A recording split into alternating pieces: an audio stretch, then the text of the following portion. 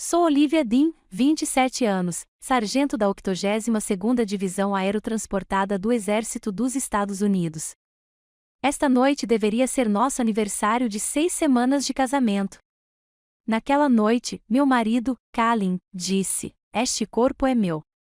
Você não recebe nada de mim." Sua voz era fria como gelo quando ele me deu as costas em nosso quarto. As palavras me atingiram como um chicote, me deixando congelada na camisola de seda que eu havia escolhido com tanto cuidado para o nosso aniversário. 6 semanas de casamento, e meu marido nunca havia me tocado. Assim que Calin adormeceu, fiz algo que nunca ousara fazer antes. Abri o tablet dele, e foi aí que meu mundo desabou. Antes de contar minha história, me diga de onde você está assistindo. Clique em curtir e inscreva-se. Esta história é para qualquer pessoa que já confiou na pessoa errada, onde o inimigo mais perigoso às vezes é aquele que dorme ao seu lado todas as noites. O silêncio que se seguiu às suas palavras foi mais pesado do que qualquer golpe físico. Pressionou-me, sufocante. Fiquei como uma estátua naquele quarto repentinamente estranho. A renda delicada da camisola arranhava minha pele como uma piada cruel. Durante semanas, contei a mim mesma uma história. Ele enfatizou o trabalho que faz aconselhando veteranos. Isso cobra seu preço. Eu inventei desculpas para a distância, para como seus olhos me olhavam diretamente. Eu era esposa de um bom homem, fazendo um trabalho importante. Eu tinha que ser paciente, solidária. Eu tinha que ser melhor. Não era isso que uma boa esposa fazia? Eu tinha tentado de tudo. Passei o domingo preparando sua refeição sulista favorita. Frango frito com buttermilk, biscoitos fofinhos, purê de batatas cremoso. Ele mal tocou. "Agradeço o esforço, Liv", disse ele, empurrando o prato para longe. "Mas minha mente está em um soldado que está prestes a perder sua casa. Eu não tenho apetite." Ele fez meu esforço parecer pequeno, egoísta. Eu até tinha comprado ingressos para um jogo do Carolina Panthers, pensando que seria uma coisa divertida e normal de casal. Ele olhou para eles e suspirou. "Você devia levar um amigo. Preciso ficar de plantão em uma linha de crise neste fim de semana. Alguns caras não conseguem ficar sozinhos." Cada rejeição era um pequeno corte de papel, e eu culpava o papel, não a mão que o segurava. Eu tinha me convencido de que eu era o problema. Não era dedicado o suficiente, não era compreensivo o suficiente. A frieza dele era um reflexo do meu próprio fracasso. E naquela noite, parada no escuro, suas palavras finalmente destruíram essa ilusão. Não se tratava do trabalho dele. Tratava-se de mim. Sua respiração constante preenchia o quarto. O som de um homem em paz, sem uma única preocupação. Minha própria respiração era uma coisa irregular presa no meu peito. Meu treinamento, os anos de disciplina na 82ª Divisão Aerotransportada, gritavam para que eu mantivesse o controle, avaliasse a situação, identificasse a ameaça. Mas este não era um campo de batalha que eu reconhecesse. A ameaça estava na minha cama. Meu coração martelava contra minhas costelas, uma batida frenética de medo e uma terrível clareza nascendo. Eu me movia em silêncio, do jeito que me ensinaram em território hostil. O tablet estava em seu criado mudo, carregando. Sua tela escura refletia meu rosto distorcido. Minha mão tremia quando o alcancei. Esta era uma linha que eu nunca havia cruzado. Uma violação da confiança que eu pensava que tínhamos. Mas que confiança restava para violar? Ela se desbloqueou com o aniversário dele. Fácil. Fácil demais. Meus dedos pareciam dormentes navegando pela tela inicial.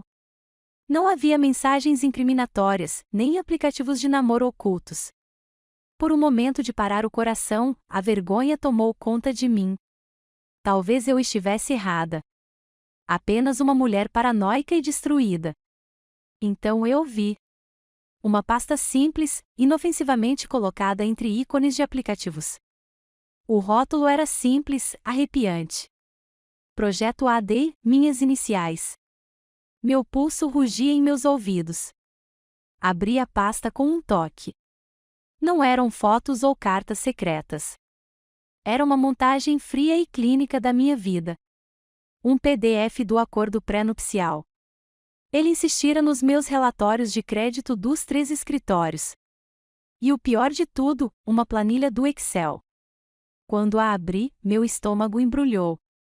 Era uma lista meticulosa de todos os ativos em meu nome, minhas economias, minha conta de aposentadoria. E lá, destacado em amarelo, estava o item que me fez sentir bile subir a garganta. O SGLI, a apólice de seguro de vida em grupo para militares que meu pai, um sargento-mor, havia me deixado quando foi morto no Afeganistão. Rolei a página mais adiante, minha visão embaçada. Uma subpasta continha e-mails com um advogado financeiro que eu não reconheci. Li os títulos. Meu sangue gelou. Maximizar a divisão de bens. Brechas legais no divórcio precoce. Cláusulas de culpa conjugal. Eu não era a esposa dele. Eu era o projeto Olivia Dean. Este não era um casamento construído na frieza. Era um plano de negócios. Uma tomada hostil da minha vida financiada pela morte do meu pai. A náusea que eu havia reprimido finalmente venceu. Coloquei a mão sobre a boca e cambaleei até o banheiro, vomitando silenciosamente no vaso sanitário até que não restasse nada além de ânsias secas e agonizantes. Na manhã seguinte, encarei-o do outro lado da mesa do café da manhã. O homem que vi não era o monstro do tablet. Era o homem com quem pensei ter me casado. Charmoso, atencioso, perfeito. Ele sorria, virando panquecas de mirtilo. Bom dia, dorminhoca, disse ele, alegremente. Você parecia tão em paz. Eu não queria te acordar. O contraste me deixou tonta. Ele perguntou por que eu parecia tão cansada. A mentira veio facilmente, um mecanismo de defesa entrando em ação. Só uma noite mal dormida. Ele se aproximou, com o rosto uma máscara de preocupação, e colocou a mão na minha testa. Você não está aquecida. Precisa se cuidar, meu amor. Seu toque, que eu um dia desejei, parecia uma aranha na minha pele. Lutei contra todos os meus instintos para recuar. Eu estava olhando para um ator, uma cobra venenosa escondendo suas presas atrás de um sorriso. E eu soube naquele momento que tinha que me tornar uma atriz também. Eu tinha que desempenhar o meu papel, a esposa amorosa e desavisada. Mais tarde naquele dia, contei a ele que iria às compras no Cross Creek Mall. Em vez disso, dirigi pelo caminho conhecido até o endereço do seu centro de apoio a veteranos. Era em um shopping center comum, mas não havia escritório, nem centro. Havia apenas uma loja da UPS. Meu coração afundou. Entrei, com a voz rouca, enquanto perguntava ao atendente sobre o número da suíte que ele havia me dado. Era uma caixa postal, um endereço fantasma. Sentei na minha caminhonete, olhando fixamente para a vitrine. O cenário comum tornava sua mentira ainda mais profunda. A dor que antes era uma dor surda agora se transformava em uma raiva fria e dura. Ele não havia apenas mentido. Ele havia construído uma realidade falsa inteira ao meu redor. E eu caíra direto nela. O instinto de um soldado, um observador atento, assumiu o controle. Eu precisava de mais informações. Eu precisava saber quem meu inimigo realmente era. Naquela noite, quando ele mais uma vez me deu as costas com uma desculpa esfarrapada, não senti dor, apenas uma clareza arrepiante e absoluta. Fiquei acordado no escuro, com os olhos arregalados, sem ver as sombras no quarto, mas o traçado de um novo campo de batalha. Minha mente, uma tempestade de mágoa e confusão, estava agora quieta, focada e estratégica. Eu verificaria seu passado. Eu rastrearia seus movimentos. Eu descobriria a verdade por trás do projeto AD. Lembrei-me de algo que meu pai costumava me dizer. Uma lição ensinada a todos os seus soldados. Um bom soldado nunca ataca às cegas. Você reúne informações. Você identifica as fraquezas do inimigo.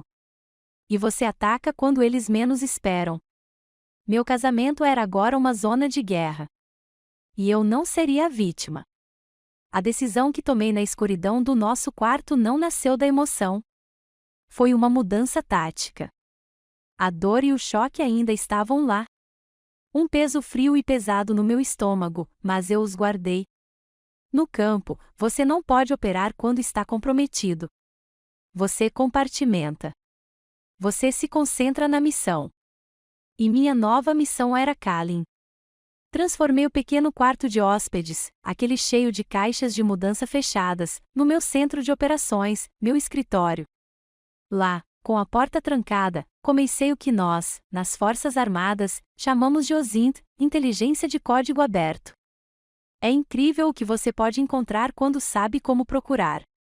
Sentei-me diante do meu laptop, meus dedos se movendo com uma nova e fria determinação. Digitei seu nome, Kalin Vance, na barra de pesquisa. Sua presença online era uma obra-prima de enganação. Seu perfil no LinkedIn era perfeito, exibindo um homem dedicado a curar os heróis da América. Ele o listava como consultor de saúde mental para veteranos, com depoimentos elogiosos. A orientação de Kalin foi fundamental na minha transição de volta à vida civil, dizia uma delas, supostamente de um veterano condecorado da Marinha. Tudo parecia tão legítimo, tão convincente. Era o perfil do homem com quem eu pensava ter me casado. Mas um soldado verifica suas informações. Encontrei o fuzileiro naval online. Não foi difícil. E enviei a ele uma mensagem curta e educada perguntando se ele poderia me contar mais sobre sua experiência com Kalin para um projeto em que eu estava trabalhando. A resposta chegou em menos de uma hora, direta e inequívoca. Senhora, nunca ouvi falar desse cara. Olhei para as palavras na tela, uma certeza amarga se instalando em meus ossos. Não era apenas uma mentira. Era um mundo inteiro que ele havia construído. Uma teia digital projetada para capturar pessoas exatamente como eu. Eu não era apenas casada com um mentiroso. Eu era o alvo de um predador. Antes de me aprofundar mais na toca do coelho, senti um impulso para ir a algum lugar. Uma necessidade de me ancorar. Dirigi até o centro de Fayetteville, onde ficava o Museu Aerotransportado e de Operações Especiais. É um lugar tranquilo e solene. Passei pelas exposições de artefatos históricos até chegar ao Jardim Memorial. Lá, em uma parede de granito preto polido, estavam os nomes dos mortos. Encontrei o nome do meu pai, Sargento Mor Robert Dean, e tracei as letras frias e nítidas com a ponta dos dedos. Ele havia morrido pela verdade, pela honra. Kalin estava tentando roubar o legado daquele sacrifício. Parado ali, senti uma onda de força. Eu não estava mais lutando apenas por mim mesmo. Eu estava lutando pelo nome do meu pai. Essa resolução me levou à próxima fase, a trilha de papel naquela noite. Esperei até Kalin estar no chuveiro, o som da água abafando qualquer ruído que eu pudesse fazer. Meu coração batia forte, mas minhas mãos estavam firmes. Entrei sorrateiramente em seu escritório em casa, abri a última gaveta de sua mesa, onde ele guardava seus arquivos, e rapidamente fotografei cada página de seus últimos 3 meses de extratos bancários e de cartão de crédito com meu celular. Ele achou que eu nunca olharia. Ele achou que eu era muito crédula, muito ingênua. Ele estava certo. Mas não mais. De volta ao meu próprio escritório improvisado, espalhei as imagens impressas no chão, organizando-as por data. Parecia um mapa tático de suas mentiras. Aquelas viagens de trabalho a Washington, descer para fazer lobby pelos direitos dos veteranos. Eram escapadas de fim de semana para Charleston, Carolina do Sul. As taxas não eram para salas de conferência. Eram para hotéis boutique e jantares caros para 2. Uma taxa para materiais de seminário era uma conta de um restaurante sofisticado com vista para o mar. E então eu vi. Uma taxa que me fez prender a respiração. Uma única compra grande em uma joalheria de luxo em Charleston, um colar de diamantes. Um sorriso amargo surgiu em meus lábios. Aquilo definitivamente não era para mim. A última parte do reconhecimento inicial tinha que ser a vigilância com confirmação visual. Uma semana depois, Kalin anunciou que teria um longo dia de reuniões com potenciais doadores. A oportunidade perfeita. Liguei para minha unidade e tirei um dia de folga, alegando uma consulta médica. Troquei de roupa, vesti jeans, uma camiseta discreta e um boné de beisebol puxado para baixo sobre os óculos de sol. Entrei na velha caminhonete Ford do meu pai. Era a única coisa dele que eu tinha guardado, um veículo monstruoso que Kalin sempre chamava de caseiro com um sorriso condescendente. Hoje, seu anonimato robusto era minha melhor camuflagem. Seguiu a uma distância segura. Ele não dirigiu em direção a nenhum dos prédios de escritórios da cidade. Em vez disso, pegou a rodovia em direção ao leste. Uma hora depois, ele estacionou em um campo de golfe exclusivo e bem cuidado em Pinehurst. Estacionei a várias fileiras de distância, com a minha posição a permitir-me uma visão desimpedida. Abri o porta-luvas e tirei o meu binóculo compacto de uso militar. Através das lentes, observei-o sair do carro. Um momento depois, uma loira com um elegante vestido de verão aproximou-se dele. Ele sorriu, um sorriso genuíno e despreocupado que eu não via direcionado a mim há meses. Abraçou-a e passou o braço possessivamente pela cintura dela enquanto caminhavam em direção à sede do clube. Não pareciam sócios. Pareciam amantes. Uma onda de ciúmes percorreu-me, aguda e feia, mas a reprimi imediatamente. A emoção era um problema. A missão era tudo. Eu precisava de um nome. Naquela noite, de volta ao meu mapa de mentiras, cruzei as datas, a viagem a Charleston, o dia no campo de golfe. Meus olhos percorreram os extratos bancários, procurando um padrão correspondente. E lá estava, não uma cobrança, mas uma série de pagamentos. Na lista de transações do Venmo, um nome de usuário aparecia repetidamente, recebendo dinheiro de Kalin em datas que combinavam perfeitamente. O nome de usuário era Sarah Vance. Sarafina Vance. Meu coração deu um baque forte e doloroso. Era ela, a mulher do campo de golfe, a destinatária do colar de diamantes. A verdade parecia ao meu alcance, mas algo estava errado. Algo não se encaixava. Vance. Eles tinham o mesmo sobrenome. Uma onda de confusão tomou conta da raiva fria. Seria aquela sua irmã, uma ex-mulher que ele nunca mencionara, ou seria algo completamente diferente? Algo mais sombrio do que eu poderia imaginar. A pergunta pairava no silêncio da sala, tornando-se o novo ponto focal de toda a minha investigação. Minha missão tinha um novo objetivo. Eu tinha que descobrir quem Sarafina Vance realmente era. A questão de quem era Sarafina Vance tornou-se uma obsessão, uma farpa sob a minha pele que eu não conseguia ignorar. Durante dias, operei em estado de alerta máximo, representando o papel de esposa bonita enquanto minha mente disparava, em busca de uma oportunidade. Ela chegou uma semana depois. Kalin entrou na cozinha, dando nó na gravata, a imagem de um profissional ocupado. Liv, surgiu um imprevisto, disse ele, com um tom perfeitamente equilibrado entre arrependimento e importância. Preciso voar para Atlanta por alguns dias, para uma reunião de emergência com doadores. Ele beijou minha bochecha, um toque seco e delicado que me arrepiou. Volto antes que você perceba, prometeu. Sorri, um gesto vazio que não alcançou meus olhos. Cuide-se, disse eu. No momento em que a porta da frente se fechou, o relógio começou a contar. Eu sabia que aquela era a minha janela. Seu escritório, uma sala que eu sempre achei intimidante e meticulosamente organizada, agora parecia um território inimigo no qual eu precisava me infiltrar. Meu objetivo era encontrar qualquer coisa que o conectasse a Sarafina. Comecei metodicamente, gaveta por gaveta, arquivo por arquivo. Nada. Eram todos arquivos imaculados e bem organizados para sua falsa instituição de caridade. A frustração começou a crescer. Fiquei de quatro, meus olhos examinando o espaço sob sua pesada mesa de carvalho. Escondida na sombra mais profunda havia uma pequena caixa de metal preta, trancada. Meu coração batia forte. Era isso.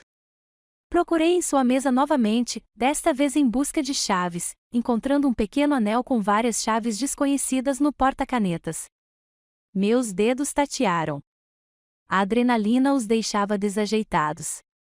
A terceira chave que tentei abriu a fechadura com um clique. Lá dentro não havia um tesouro de documentos, mas outro molho de chaves. Um deles era pequeno e ornamentado para móveis antigos. Meus olhos percorreram o cômodo e pousaram na própria mesa. Na lateral, quase invisível contra a madeira escura, havia uma fechadura que eu nunca havia notado antes, uma gaveta secreta. Prendi a respiração enquanto girava a chave. A gaveta deslizou para abrir com um som suave e bem lubrificado. Estava cheia de documentos legais. O primeiro que peguei era um papel oficial grosso. Uma certidão de casamento. Meu estômago embrulhou. Li os nomes. Minha visão se afundou. Kalin Vance e Sarafina Vance. A data do casamento foi há 3 anos. Então, a resposta foi ex-esposa. Não. Espere. Esposa atual. Ele não havia se divorciado dela. Ele era bígamo. Minha mente lutava para processar a pura criminalidade daquilo. Eu estava vivendo um casamento de fachada ilegal.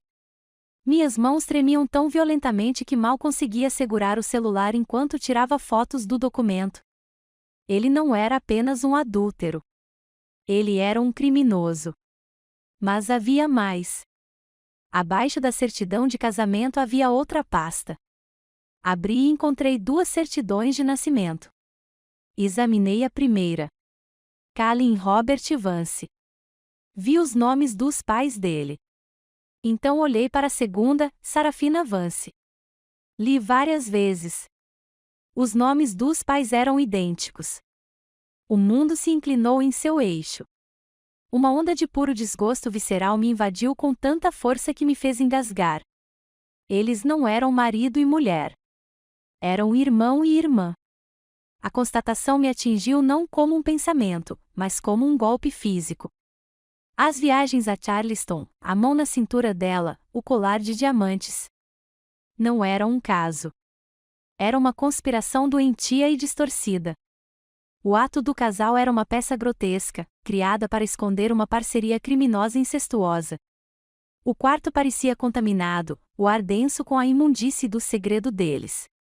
Tremendo, cavei mais fundo e peguei a cópia original do nosso acordo pré-nupcial. Sentei-me no chão, com o documento espalhado ao meu redor, e o li novamente. Desta vez, eu não era uma noiva esperançosa. Eu era um soldado analisando a inteligência inimiga. O complexo jargão jurídico que Kalin havia explicado com um sorriso tranquilizador agora revelava suas presas. Ele havia chamado minha atenção para cláusulas sobre respeito mútuo, mas havia passado por cima da parte mais importante. Seção 4b. Afirmava que, se o casamento fosse dissolvido dentro de 1 ano por culpa conjugal, a parte que o iniciou perderia 90% de todos os bens que trouxesse para a união. E a culpa era definida com uma amplitude insidiosa, incluindo tudo, desde infidelidade até simples diferenças irreconciliáveis.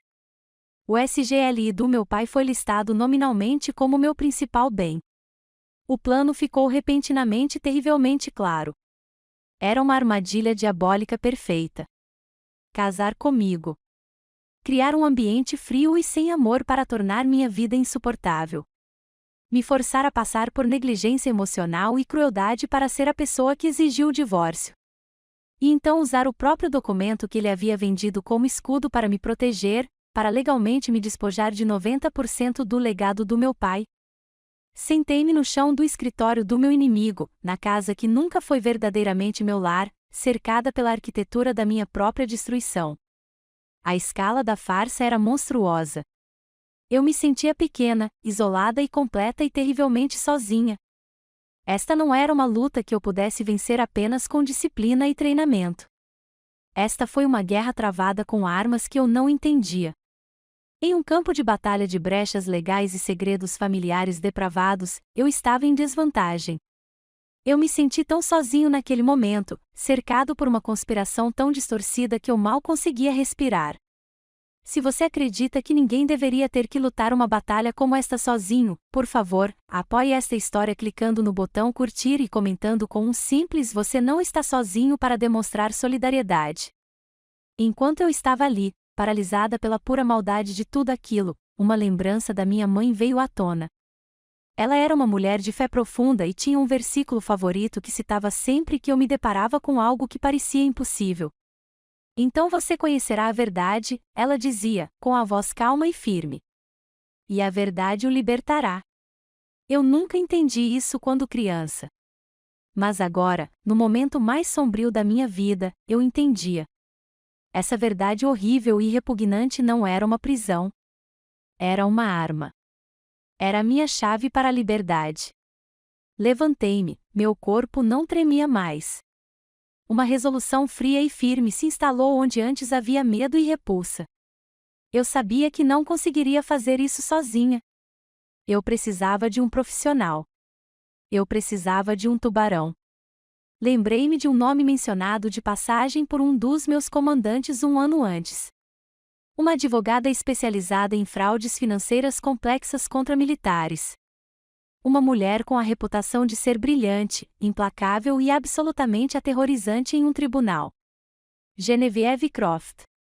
Peguei meu celular, com os dedos firmes enquanto olhava para ela com firmeza. Apertei o botão de chamada. Quando uma voz calma atendeu, falei. Minha própria voz, calma e clara, desprovida de qualquer emoção. "Olá", eu disse. "Preciso marcar uma consulta com a Sra. Croft. É uma emergência." Aquele telefonema não foi um pedido de ajuda. Foi o primeiro tiro em uma guerra. Entrar no escritório de advocacia de Genevieve Croft foi como pisar em um planeta diferente. Eu esperava mármore frio, mogno intimidador e o ar estéril do poder corporativo. Em vez disso, seu escritório era aconchegante e convidativo, com poltronas confortáveis e paredes adornadas não com diplomas, mas com dezenas de fotos emolduradas. Eram fotos dela com soldados, marinheiros e aviadores sorridentes, homens e mulheres uniformizados, todos olhando para ela com uma gratidão palpável. Este não era o covil de um tubarão. Era um santuário. A própria Genevieve estava na casa dos 50 anos, com um rosto afiado e inteligente, cabelos grisalhos presos em um coque elegante e olhos que não perdiam nada. Ela ouviu toda a minha história sem uma única interrupção. Coloquei as evidências em sua mesa de centro, as fotos dos documentos, os extratos bancários, a cronologia da fraude. Expliquei o casamento falso, o acordo pré-nupcial e a verdade horripilante sobre Callie e Sarafina. Minha voz estava firme, mas por dentro eu estava preparada para o ceticismo, para as perguntas inquisitivas de um advogado que já tinha visto de tudo. Quando terminei, o silêncio na sala era pesado. Genevieve desviou o olhar dos papéis para o meu rosto, seu olhar inabalável. Ela não demonstrou pena. Ela ofereceu algo muito melhor. Crença. "Bem, sargento", disse ela, sua voz um sussurro baixo e confiante. "O senhor já fez metade do meu trabalho.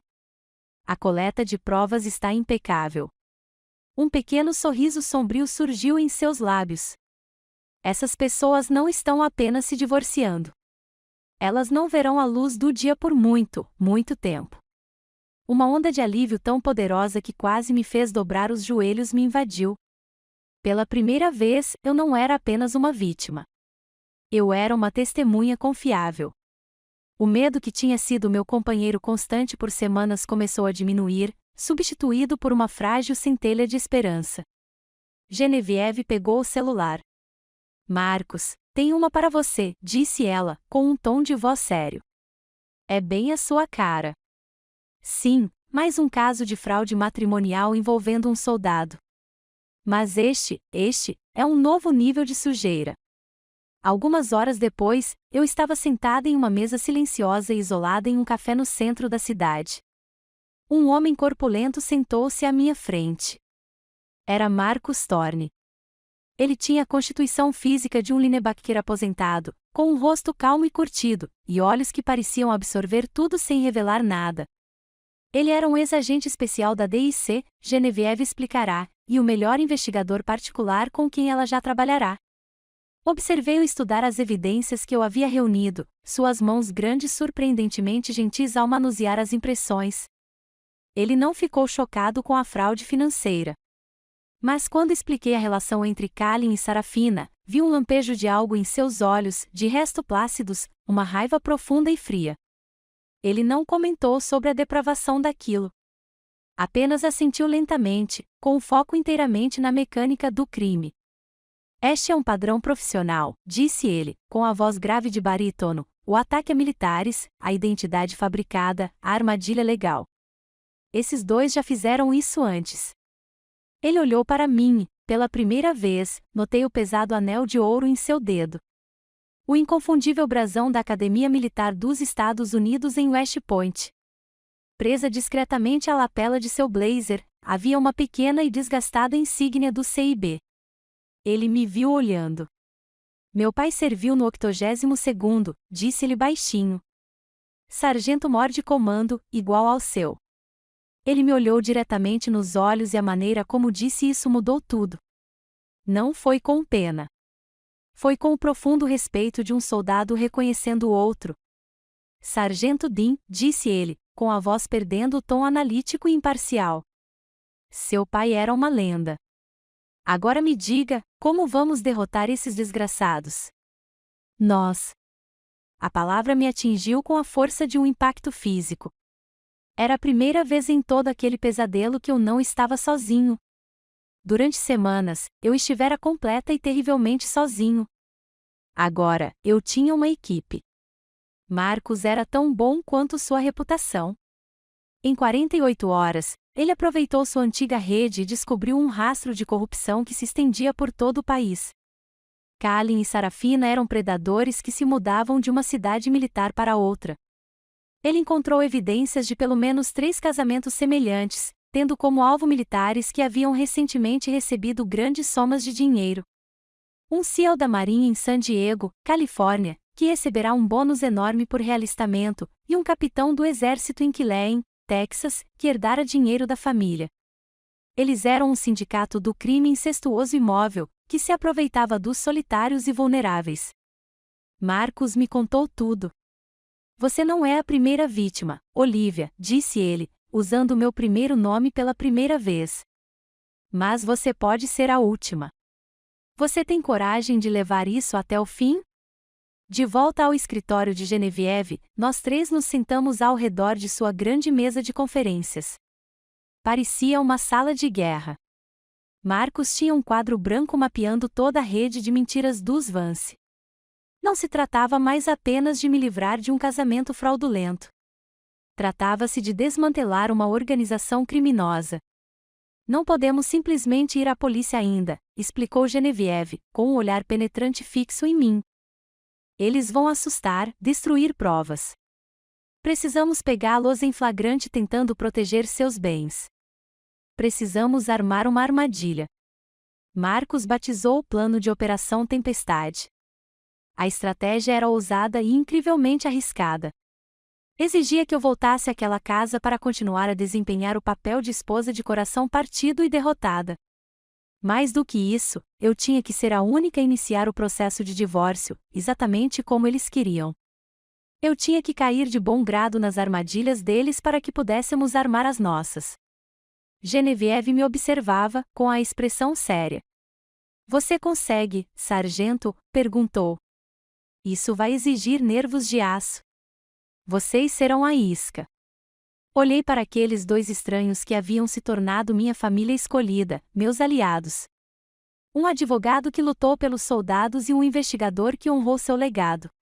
Eles acreditaram em mim. Eles estavam lutando por mim. Endireitei os ombros e encarei cada um deles. O medo ainda estava lá, um nó frio no estômago, mas a determinação era mais forte. Sou um soldado, disse eu, com a voz clara e firme. Esta é a minha missão. Os dias que se seguiram pareceram uma missão secreta atrás das linhas inimigas. Cada manhã era uma performance. Eu tinha que sorrir quando a mão de Kalin roçava meu ombro, fingir preocupação quando ele contava histórias inventadas sobre seu trabalho e manter a ilusão de uma esposa que estava simplesmente triste, não desconfiada. A casa, Antes meu santuário havia se tornado um palco, e eu era a atriz principal, interpretando um papel que me irritava profundamente. Jantares eram a pior forma de tortura. Eu me sentava à mesa em frente a ele, empurrando comida no meu prato enquanto ele tecia fantasias elaboradas sobre o nosso futuro. Ele falava sobre uma viagem ao Vale de Napa, degustando vinho sob o sol da Califórnia. Falava sobre reformar a cozinha, adicionar uma grande ilha onde poderíamos receber amigos. Ele falava com um entusiasmo tão convincente, enquanto eu sabia que esse futuro era uma miragem que ele pretendia financiar com o dinheiro do meu pai, e uma da qual eu não tinha participação. A comida tinha gosto de cinza na minha boca. Um nó pesado e permanente se formou na minha garganta. Enquanto ele falava, me vi agarrado a um trecho de um livro que começara a ler, Em Busca de Sentido, de Victor Frankl. Uma citação havia se infiltrado em minha mente e se tornado uma tábua de salvação. Tudo pode ser tirado de um homem, exceto uma coisa, a última das liberdades humanas. Escolher a própria atitude em qualquer circunstância, escolher o próprio caminho. Eu não conseguia controlar a mentira de Kalin, mas conseguia controlar minha reação. Eu podia escolher ser um soldado em uma missão, não uma vítima em uma jaula. Esse pensamento era meu escudo. Sua arrogância crescia a cada dia. Acreditando que eu estava sucumbindo sob o peso de sua negligência, ele se tornou mais ousado, mais desleixado. Certa noite, seu telefone tocou enquanto estávamos na sala de estar. Ele atendeu, com a voz se tornando um sussurro íntimo. Ei, Sarah, murmurou. Caminhou para o outro lado da sala, de costas para mim, mas eu conseguia ouvir a cadência baixa de sua conversa. Quando desligou, virou-se para mim, com o rosto uma máscara de falsa simpatia. Mais um veterano no limite, disse ele, balançando a cabeça com tristeza.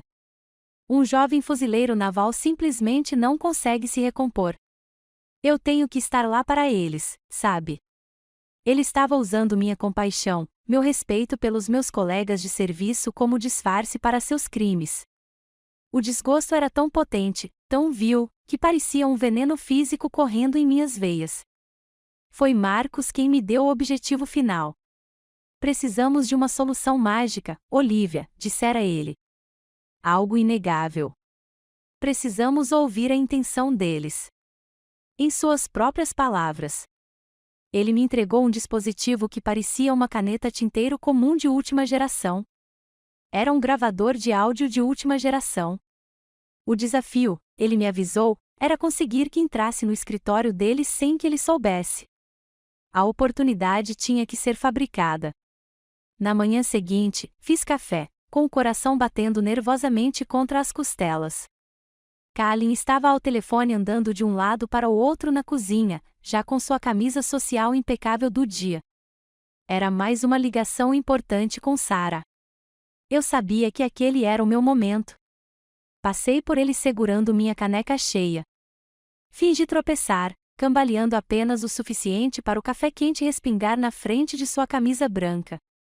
Meu Deus, Kalin, me desculpe, gritei, minha voz uma mistura perfeita de choque e falta de jeito. Ele xingou baixinho, encerrando a ligação abruptamente. Droga, Liv. Esta camisa é novinha em folha. Ele estava mais irritado do que bravo, já tirando o tecido manchado da pele enquanto se dirigia ao banheiro principal. O relógio na minha cabeça começou uma contagem regressiva frenética. Eu tinha segundos. Com ele de costas, me movi. Todo o meu treinamento entrou em ação. Meus movimentos foram rápidos e silenciosos. Entrei no escritório dele, com a caneta já na mão. Meus olhos procuraram um local, não muito escondido, não muito óbvio. Uma pequena planta em vaso no canto da mesa. Perfeito. Meus dedos, escorregadios de suor, enfiaram a caneta fundo na terra, aninhando-a contra a lateral de cerâmica. Virei-me e saí do quarto, com as costas contra a parede do corredor, a respiração ofegante. Ele saiu do quarto um momento depois, abotoando uma camisa limpa. Ele não tinha notado nada. Não podiam ter sido mais de 15 segundos, mas pareceram os 15 segundos mais longos e perigosos da minha vida. Naquela noite, não consegui ficar em casa. Dirigi até um estacionamento deserto a alguns quarteirões de distância, a escuridão da minha caminhonete como um manto bem-vindo. Peguei meu celular e um par de fones de ouvido, minhas mãos tremendo enquanto me conectava à transmissão ao vivo do cercado. E então eu os ouvi, suas vozes preencheram meus ouvidos, despojadas de qualquer pretensão. Eles estavam rindo. Aquela cordeirinha está completamente quebrada, zombou a voz de Kalin, transbordando de desprezo. Ela acredita em cada palavra que eu digo. Estamos quase lá. Então veio a resposta de Sarafina. Um som tão cheio de veneno que fez meu estômago embrulhar. Bom trabalho, irmão, ela arrulhou. Continue tornando isso um inferno para ela. Certifique-se de que seja ela quem faça o pedido. Mamãe e papai ficariam muito orgulhosos de nós. Mamãe e papai ficariam muito orgulhosos. As palavras confirmaram a última peça podre do quebra-cabeça. Não era apenas a doença deles. Era uma herança. Agarrei o volante, meus nós dos dedos brancos enquanto uma única lágrima quente de pura raiva finalmente traçava um caminho pela minha bochecha. Esta gravação não era apenas uma evidência. Era a bala de prata de que Marcos falará. Com a bala carregada, era hora de puxar o gatilho. Na noite seguinte, preparei o palco para minha apresentação final. Sentei-me no sofá, sem olhar para ele quando entrou na sala. Eu havia passado uma hora praticando o olhar no espelho do banheiro, uma expressão vazia de derrota e exaustão absolutas. Kalin, comecei, minha voz um tremor cuidadosamente arquitetado. Eu não aguento mais isso. Ele olhou para mim, seu rosto a imagem perfeita da surpresa. Nosso casamento, não há conexão, continuei, deixando minha voz embargada. Está vazio. Eu acho que deveríamos nos divorciar. Ele desempenhou seu papel lindamente. Um lampejo de choque, um suspiro profundo e triste. Ele se aproximou, ajoelhando-se diante de mim e segurando minhas mãos. Não, nós podemos resolver isso, implorou. Mas quando olhei em seus olhos, além da performance magistral de um marido de coração partido, eu vi um pequeno e inconfundível brilho de triunfo que ele não conseguia esconder. Ele finalmente cedeu, concordando com relutância, como se minha decisão o tivesse partido o coração. Minha apresentação tinha sido um sucesso. A armadilha estava oficialmente armada. A sala de conferências do escritório de advocacia de Kalin era exatamente como eu havia imaginado, fria, impessoal e projetada para fazer você se sentir pequeno. Sentada ao lado de Genevieve, mantive as costas retas, mas os olhos baixos, canalizando a imagem de uma mulher destruída. Na minha cabeça, uma citação que meu pai me fizera ler de A Arte da Guerra, de Sun Tzu, ecoava como um mantra. Toda guerra se baseia na mentira. Aquela sala era meu campo de batalha e minha fraqueza era minha camuflagem. Genevieve estava brilhante, interpretando o papel de uma advogada de família competente, mas comum, não a verdadeira figura jurídica que ela realmente era. Ela deixou Kalin e seu advogado conduzirem toda a conversa. Kalin era um mestre da arte. Ele transbordava uma confiança pesarosa, falando em tom baixo e compassivo sobre a tragédia do nosso casamento em colapso. Ele foi tão convincente que, por uma fração de segundo, até eu quase acreditei nele. Seu advogado, um homem elegante em um terno caro, deslizou um resumo dos termos do acordo sobre a mesa de mogno polido. Era exatamente o que o acordo pré-nupcial estipulava. Kalin, num grande gesto de generosidade, declarou que não pediria um centavo a mais do que o combinado. Queria que aquilo fosse o mais indolor possível para mim. Eu sentia a satisfação presunçosa que irradiava dele. Ele achava que me tinha, um soldadinho frágil, completamente dominado. A senhora acha estes termos agradáveis, senhora Vance? Perguntou seu advogado, com a voz suave e condescendente. Não levantei os olhos. Apenas assenti levemente, quase imperceptivelmente.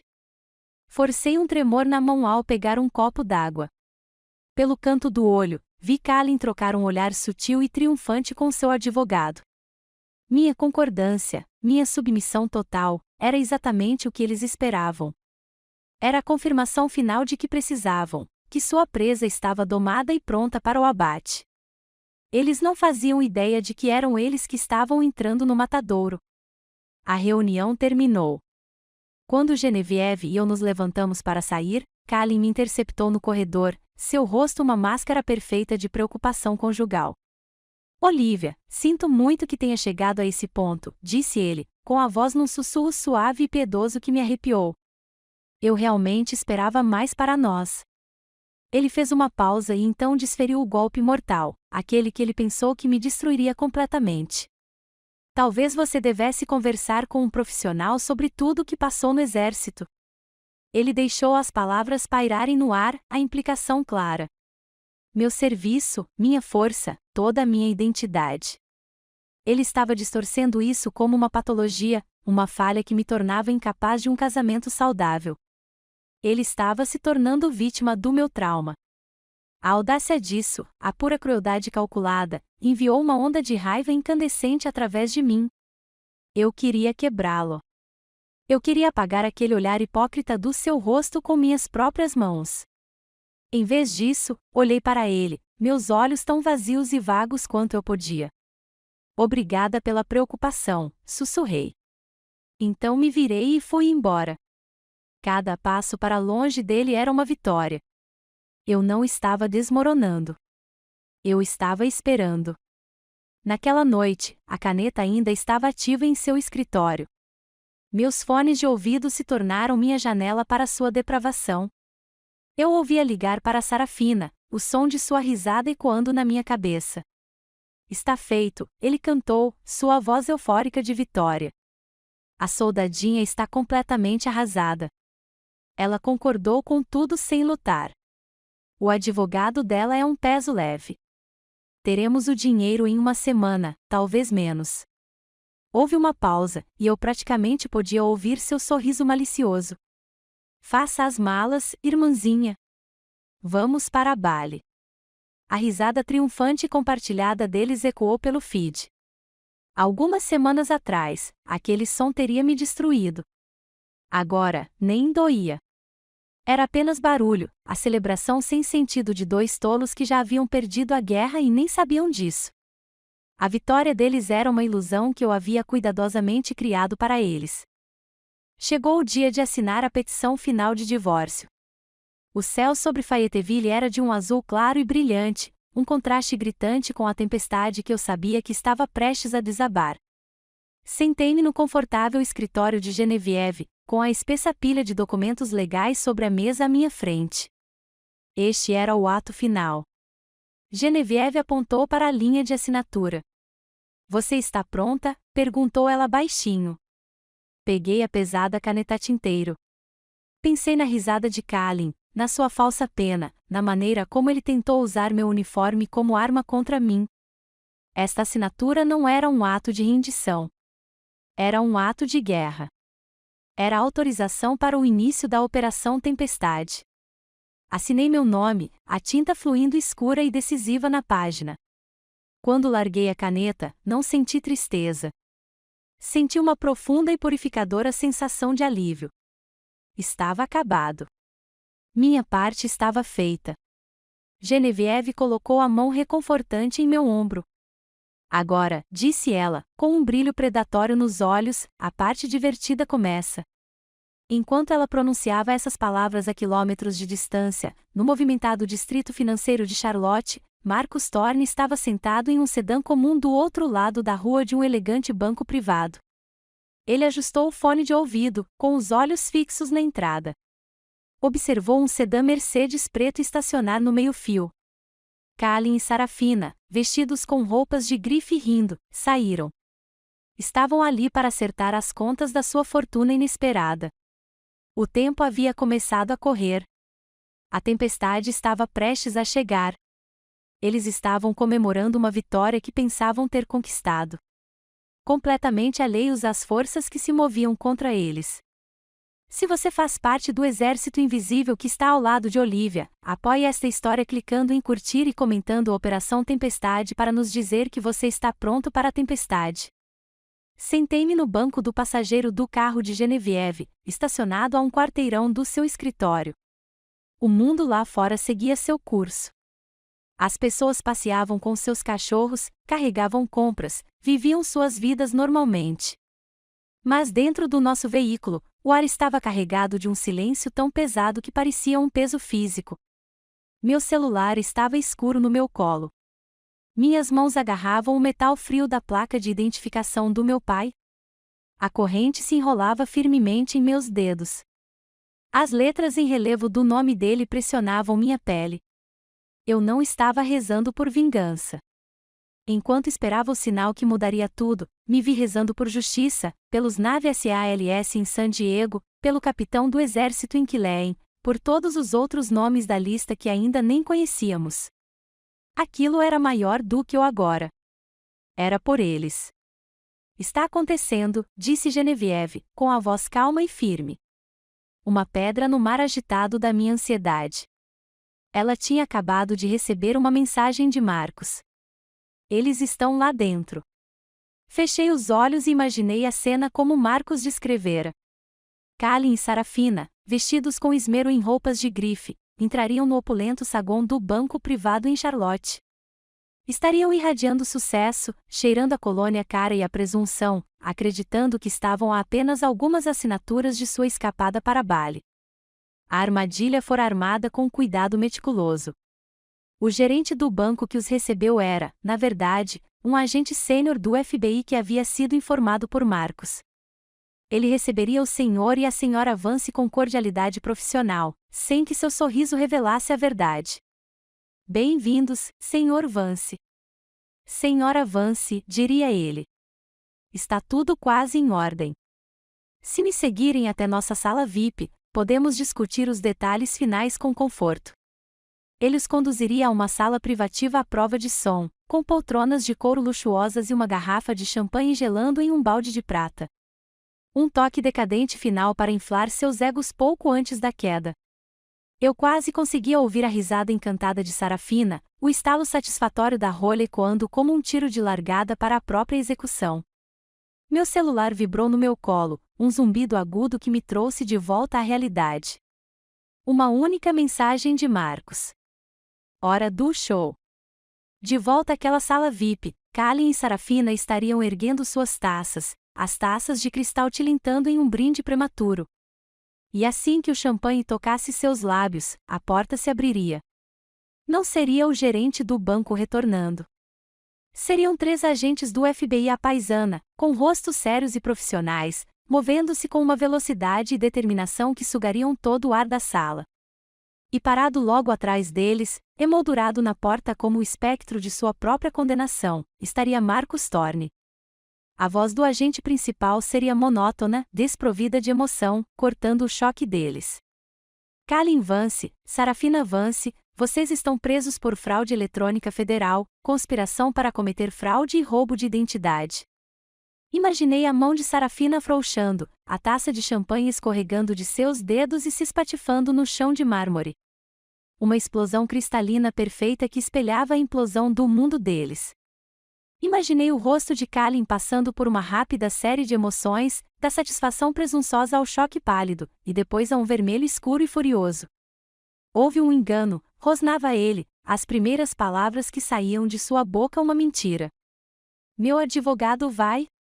Ele nunca terminaria a frase porque Marcos daria um passo à frente, em sua mão grande, seguraria uma única e elegante caneta tinteiro. Ele a clicaria e, daquele pequeno dispositivo, a própria voz de Kalin preencheria o ambiente silencioso. Aquele cordeirinho está completamente quebrado. Estamos quase lá. Seguido pela resposta venenosa de Sarafina. Bom trabalho, irmão. Mamãe e papai ficariam muito orgulhosos de nós. Checkmate. Meu telefone vibrou novamente. Desta vez era uma frase, não uma única palavra. Missão cumprida. Soltei um suspiro que não percebi que estava segurando há semanas. Saiu como um suspiro irregular e trêmulo. A tensão nos meus ombros, o nó no estômago, o peso esmagador no meu peito, tudo começou a se dissolver. Genevieve olhou para mim e, Pela primeira vez, um sorriso genuíno e triunfante se abriu em seu rosto. Vamos, sargento, disse ela. É hora de enfrentar o inimigo. O caminho até o escritório de campo do FBI em Charlotte foi um borrão. Quando chegamos, Marcos nos encontrou. Seu rosto normalmente estoico demonstrava uma satisfação profunda e silenciosa. Ele nos levou a uma sala de observação.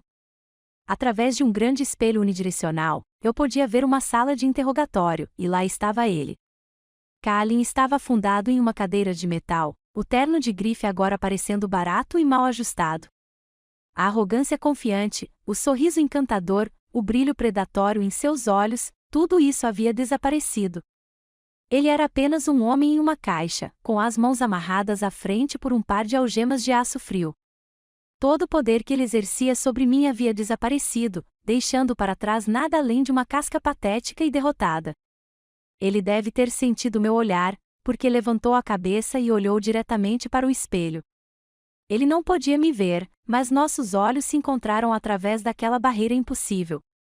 Eu esperava sentir uma onda de triunfo, uma onda de alegria vingativa.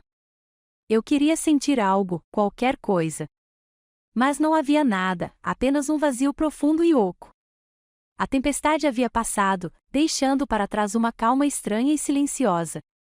Este capítulo da minha vida havia terminado. Mais tarde, Marcos sentou-se comigo e Genevieve em uma pequena sala de conferências. Quando revistamos o apartamento deles, disse ele, deslizando uma pasta sobre a mesa, encontramos isto. Abri. Dentro havia uma planilha meticulosamente organizada. Era uma lista de presas. Havia dezenas de nomes, todos militares da ativa de bases por todo o país. Ao lado de cada nome, havia anotações, detalhes sobre suas heranças recentes, bônus ou pagamentos de seguro de vida. Alguns nomes estavam riscados, aqueles que já haviam vitimado. Outros estavam marcados como em andamento ou próximo alvo. Meu sangue gelou. Minha luta não tinha sido apenas por mim.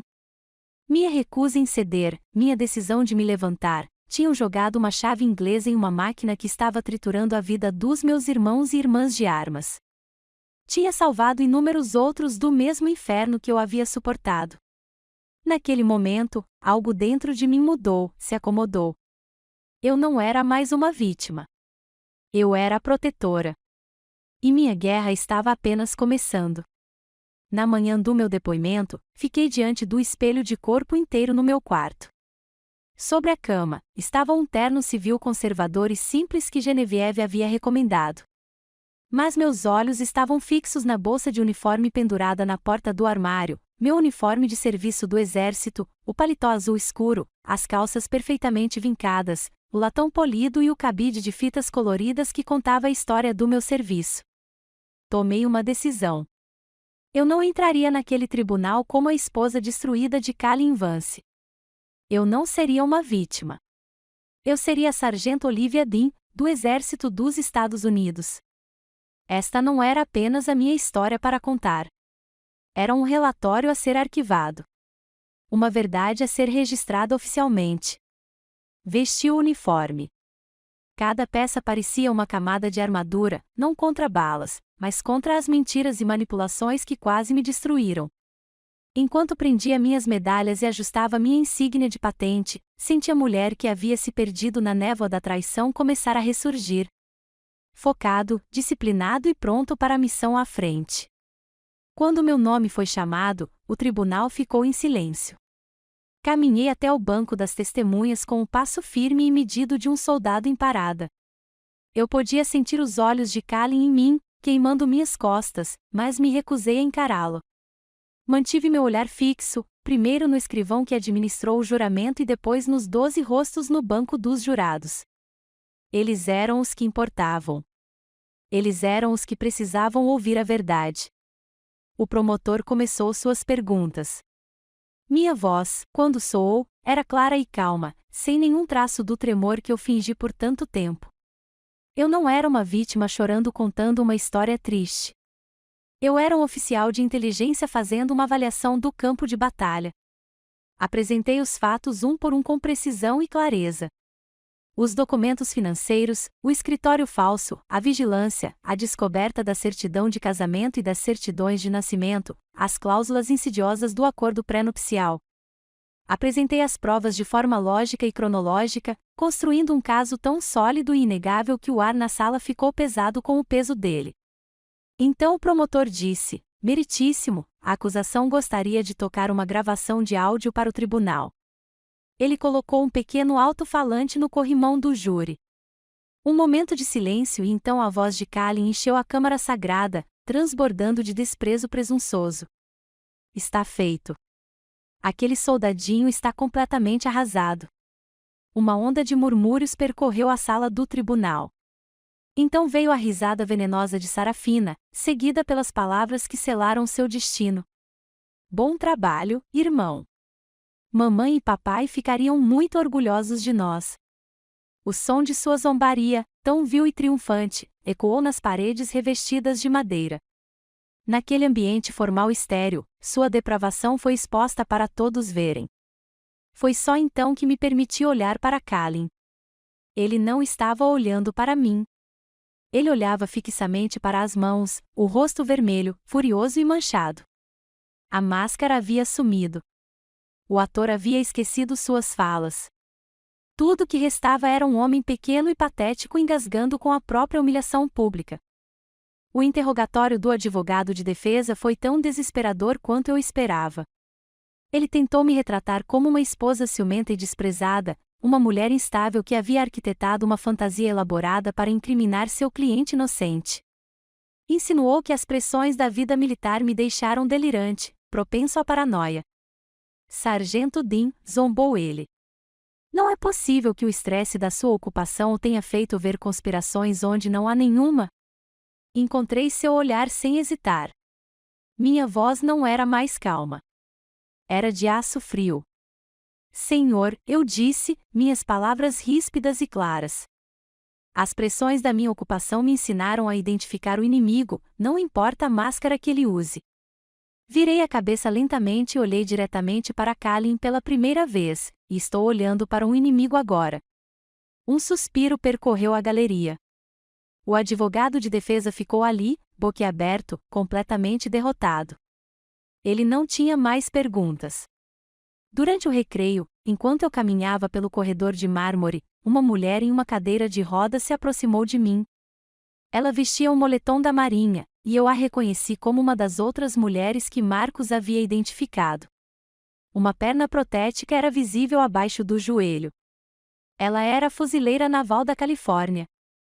Sargento Dean? Perguntou ela, com a voz carregada de emoção. Antes que eu pudesse responder, ela estendeu a mão e me puxou para um abraço apertado com um braço só. Obrigada, sussurrou ela, com o corpo tremendo levemente. Você fez o que eu não tive coragem de fazer. Você é uma verdadeira heroína. Lágrimas escorriam pelo seu rosto e, naquele momento, eu entendi. Esta vitória não era só minha. Após uma semana de depoimentos, o júri levou apenas 2 horas para deliberar. Quando voltaram, seus rostos estavam sérios e impassíveis. Prendi a respiração. O chefe de gabinete se levantou. Pela acusação de conspiração para cometer fraude, nós, o júri, consideramos o réu, Kalin Vance, culpado. A palavra soou como uma martelada. Pela acusação de fraude eletrônica, consideramos o réu culpado. Pela acusação de roubo de identidade, consideramos o réu culpado. Foi uma vitória certeira. O juiz proferiu as sentenças rapidamente. Por seu papel, Sarafina Vance recebeu 10 anos de prisão federal. Por ser um mentor intelectual, Kalin Vance foi condenado a 15. Quando os oficiais de justiça se moveram para algemá-lo, ele se virou e me lançou um olhar de ódio puro e puro. Mas eu apenas olhei para trás, sem medo. Seu poder havia desaparecido. O jogo havia acabado. Lá fora, um enxame de repórteres me emboscou, gritando perguntas, enfiando microfones na minha cara. Ignorei-os completamente, caminhando direto pelo caos até onde Genevieve e Marcos esperavam. Está feito, disse eu baixinho. Marcos assentiu, com um olhar de profundo respeito. Não, sargento, respondeu ele. Precisamos agradecer. Saí da sombra do tribunal para o sol brilhante da Carolina do Norte. Pela primeira vez em meses, respirei fundo e o ar não parecia pesado. Parecia leve. Parecia livre. A tempestade finalmente havia passado. Você pensaria que, depois do veredito, eu não sentiria nada além de pura alegria. Imaginei-me comemorando, sentindo o sabor doce e inebriante da vitória, mas a realidade era silenciosa. Os dias que se seguiram ao julgamento não foram repletos de triunfo. Foram preenchidos por uma exaustão profunda, até os ossos. A adrenalina que me abasteceu por meses, o foco obstinado da missão, haviam se esvaído, deixando um vazio em seu rastro. O silêncio na casa que um dia compartilhei com Kalin era ensurdecedor. Cada canto continha um fantasma. Cada cômodo era o palco de uma memória que agora se revelava uma mentira. O lugar no sofá onde ele havia lido, o balcão da cozinha onde ele sorriu para mim durante o café da manhã, a cama onde ele me deu as costas, tudo estava contaminado. A casa não era um lar. Era uma cena de crime. Eu me dei permissão para lamentar. Não por ele, nunca por ele, mas pela mulher que eu havia sido antes. A mulher ingênua e confiante que acreditava no sonho de uma família feliz, um parceiro amoroso. Chorei por ela, pelo pedaço de sua vida que fora tão cruelmente roubado e transformado em uma arma contra ela. Genevieve me telefonara certa noite, com a voz suave. Permitir-se ser vulnerável também é uma forma de força, sargento, dissera ela. E assim o fiz. Durante uma semana inteira, não fiz nada. Dormi. Li livros que nada tinham a ver com guerra ou estratégia. Fiz longas e silenciosas caminhadas na mata atrás da casa. Deixei que o aroma dos pinheiros e da terra úmida purificasse minha alma. Deixei minha mente descansar. Algumas semanas após a sentença, recebi uma carta. O endereço do remetente era uma instituição correcional federal. Era de Kalin. Meu primeiro instinto foi queimá-la sem abrir. Mas a curiosidade e talvez a necessidade de um encerramento definitivo me fizeram abri-la. A carta não era um pedido de desculpas. Era um discurso inflamado. Página após página de culpa venenosa e autocompassiva. Ele me acusou de arruinar a vida dele, de ser um monstro vingativo que o aprisionou. Ele nunca admitiu culpa. Ele ainda era vítima em sua própria narrativa distorcida. Li tudo e uma coisa estranha aconteceu. Não senti nada. Nenhuma raiva, nenhuma dor, nenhum resquício da antiga mágoa. Suas palavras não tinham mais poder sobre mim. Ele era apenas um homem patético em uma gaiola sacudindo as grades. Rasguei a carta calmamente em quadradinhos precisos, deixei-os cair na lata de lixo e fui embora. Ele não era mais uma lembrança. Era apenas lixo a ser levado para fora. Esse foi o ponto de virada. Liguei para um corretor de imóveis no dia seguinte e coloquei a casa à venda. Eu não conseguia construir um novo futuro cercada pelos fantasmas de um passado fraudulento. Enquanto fazia as malas, encontrei uma caixa no fundo do armário, a caixa do casamento. Dentro estavam as fotos profissionais do dia do nosso casamento. Nossos rostos sorridentes, uma zombaria grotesca. Havia presentes baratos e impensados que ele me dera, coisas que eu outrora estimara como sinais de afeição. Olhando para eles agora, eu via apenas adereços de uma peça bem ensaiada. A antiga Olivia poderia tê-los destruído em um acesso de raiva, mas eu não era mais ela. Peguei a caixa calmamente, levei-a para fora, até a grande lixeira perto do meio-fio, e a joguei lá dentro. O som que ela fez foi um baque final e abafado. Não foi um ato de ódio. Foi um ato de libertação. Eu não estava apenas limpando uma casa. Eu estava limpando minha mente. Seguindo o conselho de uma oficial superior, comecei a frequentar um grupo de apoio para militares femininas na base. Entrar naquela primeira vez foi mais difícil do que entrar no tribunal.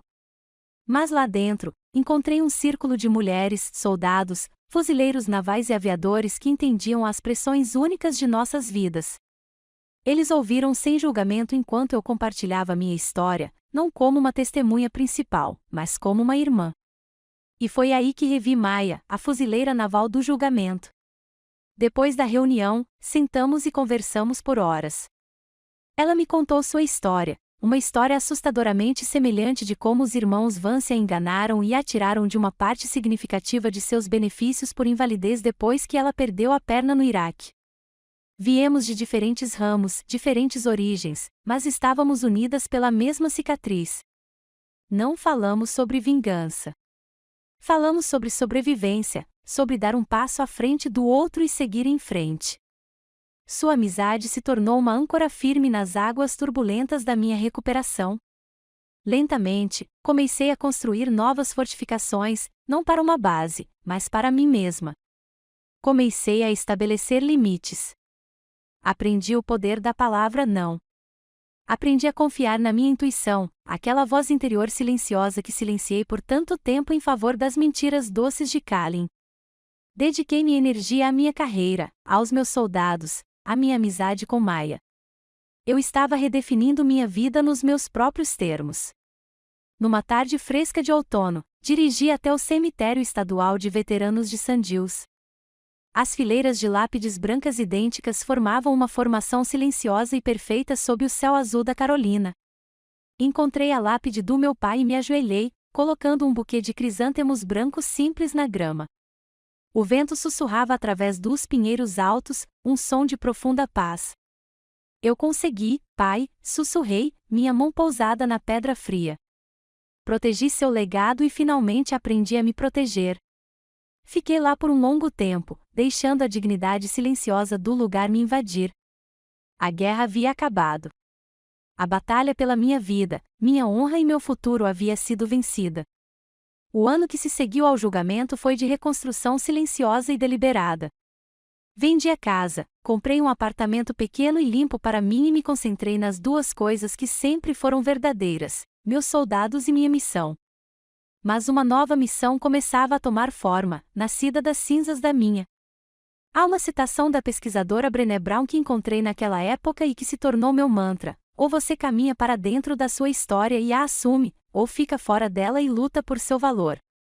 Eu havia atravessado o fogo da minha história. Agora era a hora de assumi-la. Com Maia ao meu lado e a brilhante orientação jurídica de Genevieve, peguei uma parte dos bens que tanto lutei para proteger e a investir em algo novo. Criamos a Dean Shield Foundation, uma organização sem fins lucrativos dedicada ao que chamávamos de prontidão financeira e emocional para militares e veteranos.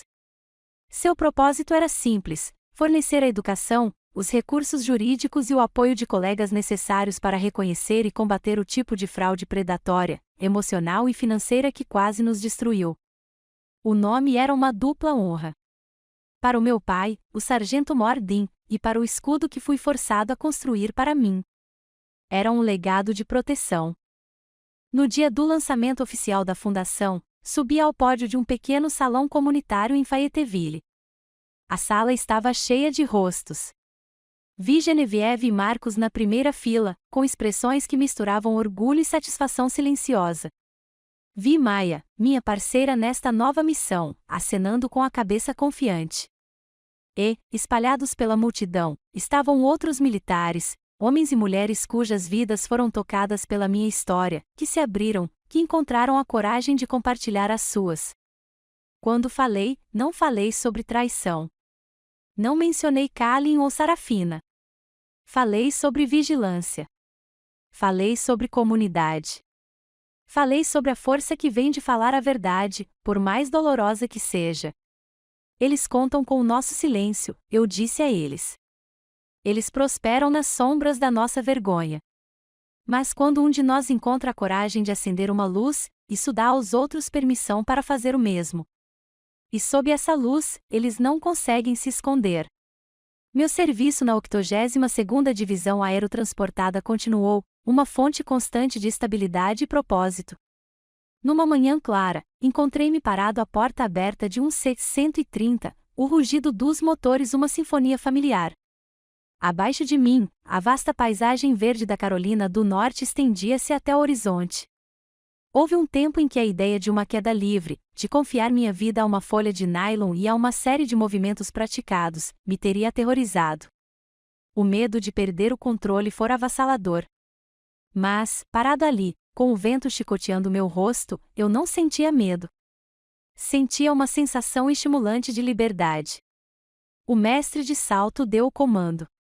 Saltei do avião, não para um abismo de incertezas, mas para o vasto céu aberto.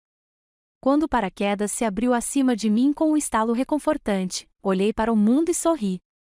Não era uma queda. Era um voo. Eu estava deixando os destroços do passado para trás, confiando em mim mesmo, no meu equipamento e nos irmãos e irmãs no ar ao meu redor. A vida encontrou um ritmo novo e mais suave. A história não terminou com um romance relâmpago ou um novo casamento dramático.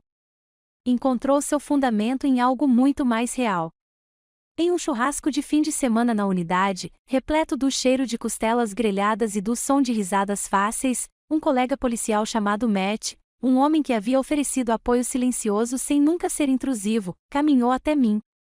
Ele não trouxe flores nem fez grandes pronunciamentos. Ele me entregou uma cerveja gelada e um prato de papel cheio de peito bovino. Nós apenas conversamos sobre nosso trabalho, sobre futebol, sobre o ridículo de uma nova diretriz de treinamento. Foi simples, descontraído e honesto. Pela primeira vez em anos, me vi rindo sem uma muralha defensiva ao redor do meu coração. Um novo capítulo poderia começar, percebi. Mas, desta vez, eu seria quem ditaria as regras. A história termina aqui, mas minha missão continua. Na semana passada, eu estava diante de uma sala de aula de novos recrutas, com o rosto jovial e cheios de uma esperança nervosa que eu conhecia muito bem. Eles eram o futuro do exército, a próxima geração de protetores. Eu estava lá para dar a eles um workshop em nome da Fundação The Shield. Olhei para seus rostos jovens e sinceros e vi um reflexo da mulher que eu costumava ser.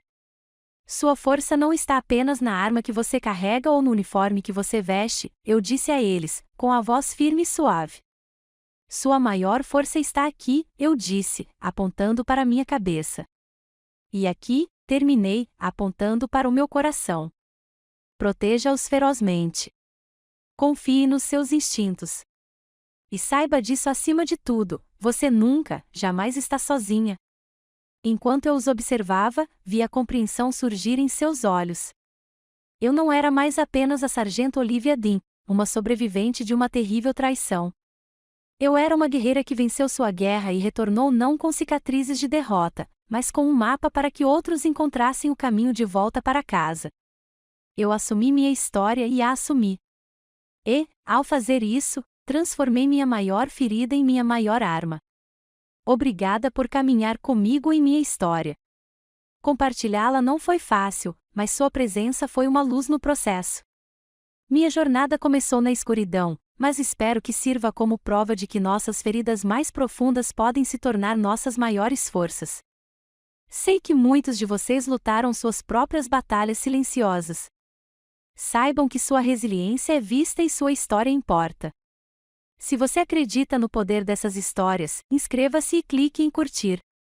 Isso ajuda este canal a alcançar outras pessoas que precisam ouvir que não estão sozinhas. Comente Rise Up abaixo para homenagear a guerreira em